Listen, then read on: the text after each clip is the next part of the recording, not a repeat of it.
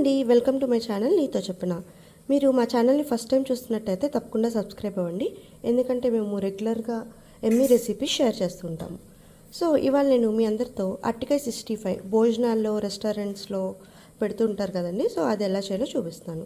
ముందుగా దీనికి కావాల్సిన పదార్థాలు రా బనానాస్ అండ్ మనము పైన పొడిలా వేసుకోవడానికి డ్రై కోకోనట్, కుస్కుస్, red chilli, salt, coriander powder, jeera powder. సరిపోతే కొంచెం కారం కూడా యాడ్ చేయొచ్చు. గార్నిషింగ్కి కొంచెం కొత్తిమీర. ఇప్పుడు ఫస్ట్ అరటికాయలని రౌండ్స్గా తరుక్కొని దీన్ని ఎలా చేయాలో చూద్దాం. సో అరటికాయలని మనం పీల్ చేసుకుని ఇలా చక్రాల్లో కోసుకున్నామండి. కొంచెం సన్నగా కోసుకుంటే మనకి త్వరగా వేగిపోతాయి. సో అరటికాయలన్నీ ఇలా చక్రాల్లో తరుక్కున్నాం కదండి. ఇప్పుడు మనము ఆయిల్ డీప్ ఫ్రై చేసుకోవడానికి పెట్టుకుని ఆయిల్ వేడెక్కాక వీటిని వేయించేసుకుందాం. సో ఇప్పుడు ఆయిల్ వేడెక్కిపోయింది కదండి. ఇప్పుడు మనం చక్రాల్లో తరిగి పెట్టుకున్న ముక్కలన్నీ వేసేస్తున్నాం.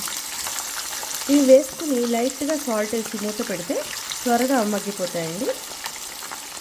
అని కొంచెం ఇలా వెడల్పుగా ఉన్న దాంట్లో వేస్తే మనకి ముక్కలు అనేవి చితికిపోకుండా చక్కగా నీట్గా చక్రాల్లానే వస్తాయి వేయించుకున్నప్పుడు. కొంచెం సాల్ట్ వేసి ఇప్పుడు మనం మూత పెట్టేసుకుందాం. ఒకసారి కలిపేసుకుని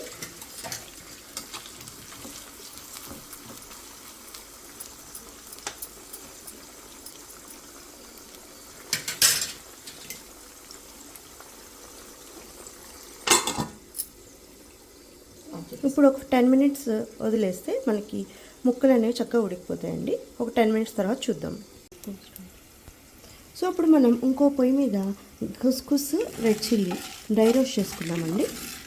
అండ్ అలాగే ధనియా, జీరా మీకు కనుక పౌడర్ లేకపోతే అవి కూడా లాస్ట్కి ఒక్కసారి డ్రై రోస్ట్ చేసుకుంటే మనకి దీనిపైన అరటికాయ 65 మీద వేయడానికి రెడీ అయిపోతుంది పౌడర్. సో కుస్కుస్ ఫాస్ట్గానే వేగిపోతుందండి. చాలా మనం కేర్ఫుల్గా ఉండాలి, లేదంటే త్వరగా మాడిపోతుంది. సో మీరైతే వేరే పొయ్యి దగ్గరికి వెళ్ళడం అలా ఏం చేయకండి, ఇక్కడే నుంచుని జస్ట్ కలుపుతుందండి. ఒక 2-3 మినిట్స్లో ఇది చాలా ఫాస్ట్గా వేగిపోతుంది.